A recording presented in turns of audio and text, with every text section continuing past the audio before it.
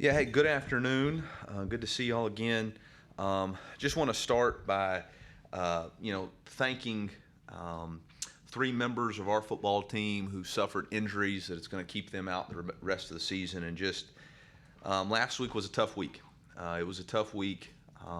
Three great men, three people who represented this university and this football team the right way. Proud of them. Obviously, Chris Turner, a senior who's contributed and played a lot of football here for the Missouri Tigers, has battled so many things on and off the field. And this game can be cruel, and it's not always fair. And it's not fair for him to have to go out this way, but that's life, and he's handled it with a tremendous attitude. Obviously, he's disappointed in that he's not going to be able to finish the season on the football field the way he wanted to. But he's going to be with this football team, and he's going to continue to help coach and be around and encourage. And that's the thing about Chris that really stands out to me. The young man has never had a bad day. He's never had a bad day. It wasn't always going right. He wasn't always the starter. He had a lot of things.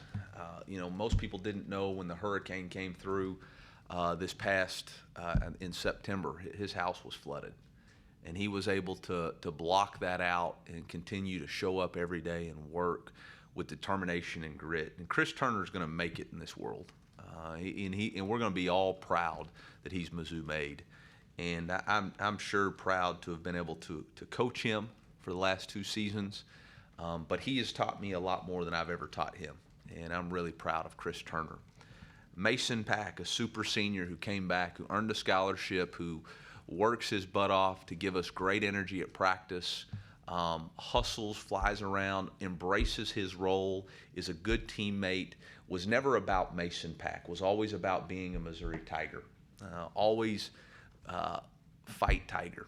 And another young man that's Mizzou made and suffered an injury in practice. It's going to keep him out the rest of the season. But a young man who still wants to fight and be a part of this football team and is proud to put on the black and gold and to wear the block M. And we're going to miss Mason. But, man, just so fortunate to get to coach him. Just so fortunate to be around that positive energy. And then Case Cook. I've known Case since he was in high school. Obviously coached his older brother at NC State. Have watched Case from afar. I remember when I was at App State and Mizzou played Troy. We had that game in crossover, watching Case then as a player, and to see how much of a leader he is to our football team, a captain, a guy who comes in here and pushes and prods and works. I think the young man has laid so much of his body onto our football field, for our football team, for the brothers in that room, but for this university. A guy who's had multiple surgeries. His body is just beat down. He has a significant shoulder injury that they told him to shut it down after the Kentucky game, and he refused, did not want to go out that way. Rehabbed to come back. And it just wasn't getting to where he could functionally play, and the doctors had to take it out of his hands, no longer let it be his decision. But to know how hard he fought to play for our football team, to play for this university, again, just so proud of these guys, just so proud.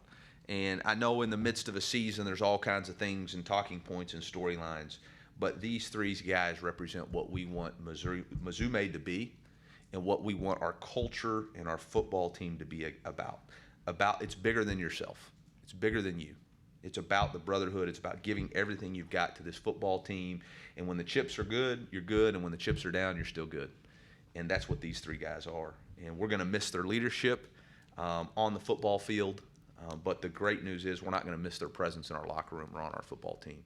And we're going to celebrate those guys. And it's an opportunity for other people to step up and play and contribute. And so we will embrace that opportunity for those guys. Had a good bye week. Had the opportunity to really reflect on what we need to do to improve. Focused on some tangible things that we feel like we need to improve in order to finish out these last 5 games. Continue to work and create competition within our program on the practice field. Got a challenge ahead of us this week. Obviously, going on the road is always difficult in this league. Obviously, 2 years ago bears that witness. Have a defense that's very long and physical up front, very multiple in their approach, both 4 down and 3 down, multiple pressure packages, and then do a really good job on 3rd downs of pressuring. Create turnovers. Have had 2 interceptions in each of the last 4 games, so that's going to be a challenge for us. We have got to take care of the football. And then offensively, they've got multiple position players at quarterback. Obviously, they've got 2 different styles that they can go to, which creates a challenge for us in how we prepare that plan. And we're going to have, obviously, our work cut out for us as we are still dealing with injuries, and so getting young guys ready and able to play and focus on what their assignments are. So it's going to be a great task, a tall task, and one that we will embrace this week. So with that, I'll open it up with questions. Eli, you mentioned Case. He's one of a whole class of guys who would normally be seniors but have an extra year of eligibility because of the COVID year. Did you use the bye to start talking to any of those guys about whether or not they may look to come back? I know that the number situation is really murky because of the 85 scholarship cap comes into place next season. I mean, how do you go about figuring out how much room you're going to have? Yeah, that's the very difficult challenge of the COVID year. And still with so much left to play, there's so many different things that could be decided. I think we've had some preliminary conversations with a few people, but those will be kept internal. And basically just said, guys, there's 5 weeks left. Let's focus on finishing this week. And you really can't count. You can't look into the future.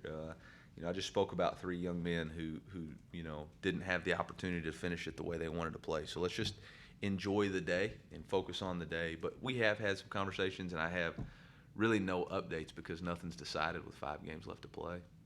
Does that include not being decided with Case? I mean, the way you talked about it, his body might not allow him to keep playing, but is that still a possibility? It's still a possibility, and that's going to be something that Case is ultimately going to have to decide. I don't want him to make that decision in the emotion of the injury, and I don't want to put any words in his mouth or ideas in his head. That's going to be 100% his opportunity to decide with his family on what's in the best interest of him, and we'll go from there. I know there's no depth chart, but who can you turn to for the snaps that Chris was playing at end and then Case did? Yeah, well, obviously, Woody is an opportunity for him at right guard, and EJ both have played that position and have gotten an opportunity to compete there. At defensive end, Jatorian Hansford has been able to step up. Arden Walker, Johnny Walker, Cannon York are guys that really are in that rotation right now.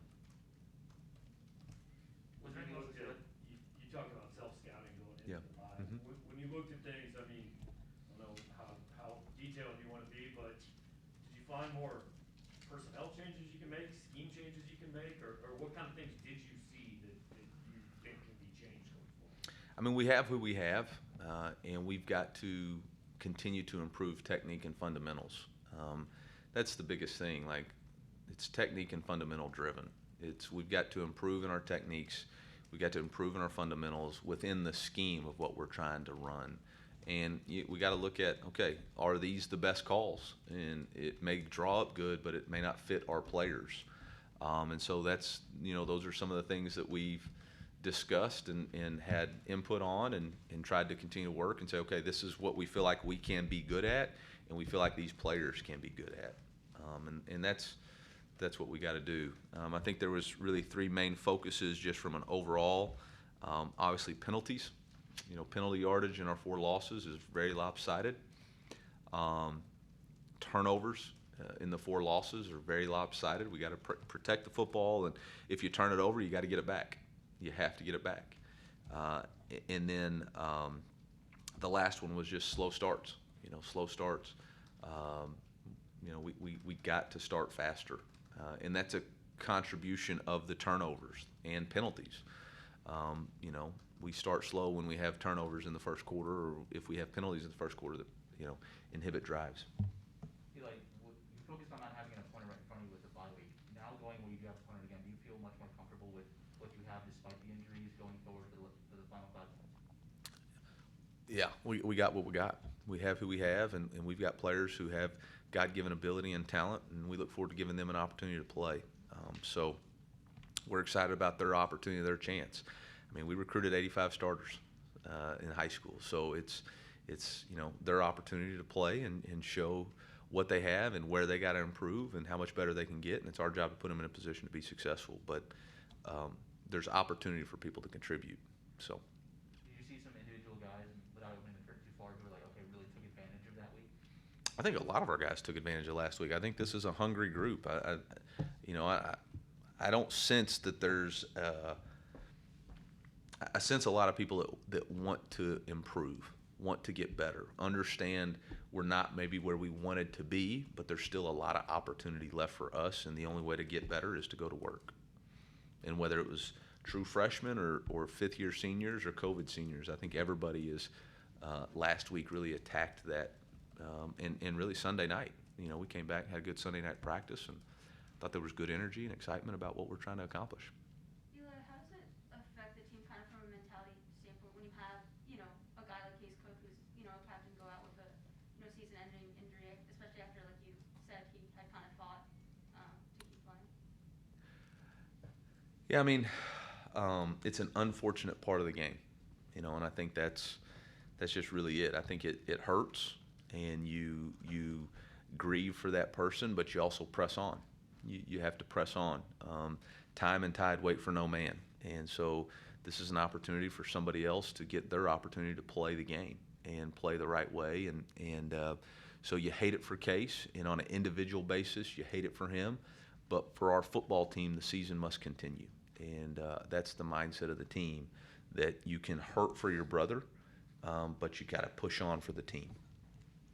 It looks like there's some significant progress kind of going on with the south end zone. Just do you have any sort of update on it, and what's it like for you to park your car and see all that going on? Just excitement. Yeah, just excitement. It's been a process to just continue to get that thing going, and thank the not only the board of curators, but everybody involved, the president, the athletic director, and the boosters who are believing in what we can be and what we will be, and understand that it's all a vision, and now vision's starting to become reality. And so that's really cool. And I thought about grabbing some firewood. The weather's changing, so maybe we grab some firewood too. I don't know. You mentioned the turnovers specifically with, Yeah. with Connor. What Yeah. goes into cutting down on some of those interceptions? Preparation, decision making, protection. I think those really, when you look at the three, really the last three games that we had multiple turnovers in, that's what it comes down to, is decision making, preparation, understanding what they're trying to do and why that's not a good throw, and then making sure that there's protection so we're not forcing the ball into situations that they shouldn't be in, trying, the clock going off early. And so those are things that again, we're working through, and we'll continue to improve. How does he handle tough times? I mean, he didn't really have a whole lot of them last year, but maybe at the end of the year. But Yeah. These are mid-season tough times. What have you learned about him watching him kind of process these? I think it's new. And I think you find out what you're made of on all sides of it. And I think we do a good job of making sure people understand that praise and blame are all the same. You can't get caught up one way or the other. You got to have a confidence in who you are, own your mistakes, and keep pushing forward. And it's easy to say. All this stuff is easy to say. It's easy to read. It's easy to like on Twitter. It's when you're actually walking through it that you got to prove it. And we got a lot of confidence in Connor, but we also understand there's competition. And you got to continue to work to improve. And we got all the faith in the world in him, and he's got faith in himself. But we also have to continue to improve. I know you said after the last game that he wasn't hurt, but he did look a little bit like he might have been limping in that fourth quarter. Was the bye week good for him, even though, hey, you still felt comfortable playing him? I mean, Yeah. Was the time off good for him from a health standpoint? Yeah, I think time off was good for everybody. 7 games. I think it was good for everybody. The number one requirement to play the position of quarterback is toughness, both physical and mental. That's never going away. You got to be mentally tough to handle the good times and the bad times, to handle the praise and the blame. You got to be physically tough to handle the hits and shots that you're going to take and stand in and deliver the ball. And he's had both of those throughout the first 7 games. And so You know, I think it was good to get away, also see, yeah, these are things that I've got to fix and take accountability for those, which I was proud of the way he's done that. And he's going to continue to improve. He's still very young and playing the quarterback position. You mentioned after the Texas A&M game that you were, learning a lot about yourself, as a head coach this season. Just kind of what have you learned, and how do you think this season has kind of, helped you improve going through, some of this adversity? You know, some of that I'll keep to myself till now because there's still a lot left to learn and go through. But I think no different than probably the quarterback a little bit, that you got to have both mental toughness and physical toughness in this situation. And you got to have, Coach Chiz used to always talk about, you have to have a 10,000 feet view. You got to be able to see above the tree line and make sure you understand where the program's going and where it's headed, and can't get caught up making, maybe if you drive and you have your eyes down and you try to steer every turn, you constantly are changing paths. Maybe rising above and seeing where we're going and how we're going to get there and what it's going to take to be able to get there. And facing some adversity. I haven't had my butt whipped like that before. So, figuring out what is that combination? Why is that? Where's my ownership of that? How do I fix it? And at the end of the day, that ownership lies with me. And so, how do you continue to find ways to take lessons from losses? It looks like Connolly said today that Ken Seals is day-to-day at the moment, and that Mike Wright's going to remain the starter until Seals can prove that he can return to fitness. How does that sort of change the game plans? You mentioned that they can run two different quarterbacks, two different styles. Does that change the next few days in training? So he said Ken Seals was day-to-day, but Mike Wright would remain the starter? Yeah. Well, I mean, it's about like what I guess it doesn't really change. I mean, you plan for Mike, but understand that Kenny could play, I guess. I don't know. I wish he'd give us a little bit more clarity. Coming from a guy who didn't put out a depth chart. Eli, I'm not asking you to comment on any specific player, but obviously there were a couple transfers that became public over the bye. The roster turnover is that kind of what you expect when you take a job? You understand the first 2 years that there's going to be a lot of that. Has it been similar to what you would have anticipated? I didn't really have a barometric for that, to be honest, because I think we're in uncharted territories I don't know that there's been head coaching turnovers. The portal's 3 seasons? And so this is new for every first-year head coach. I think there's always been, new head coaches with the portal. I think there's always been avenues for people to come and go. Want to wish them well. Whoever leaves our program, we wish them the absolute best and hope that they go find the right fit for them and become the best version of themselves. And that's really all you can wish for everybody. I've made decisions to take other jobs that best fit me, and so I'm never going to begrudge those players. I would focus on the guys that are here, and we're trying to build a team in chemistry and a camaraderie and find the right fit for Mizzou. And fit is a lot of different things, and fit doesn't mean either person did wrong. Sometimes it just doesn't fit, and we got to find the right fit for Mizzou and the right fit for what we're trying to build here. And like I said, I wish absolutely everybody who's left the absolute best, and however we can help them and aid them in their discovery of themselves and becoming the best version of themselves, we absolutely will. But I'm focused really on the last 5 games of this season and how do we become the best team that we can be, and how do we put the best product on the field that we can put this week against Vanderbilt, which is a challenge with all the injuries that we're facing. Coach, how has your recruiting momentum helped you kind of cope with the maybe tougher season this year than you might have expected? It's all part. Like, there's no on the field success, recruiting success, personal success. It's all wrapped into the journey that you're on right now. And so you're learning lessons in some phases, and you're taking other phases, and you're combining it to try to build momentum, to build what we're trying to build. And so that's all I would say about that. When you think about that and you look at the 10,000 foot, like we talked about a minute ago, what is your big picture view coming out of this bye, last half of the season of the program as a whole?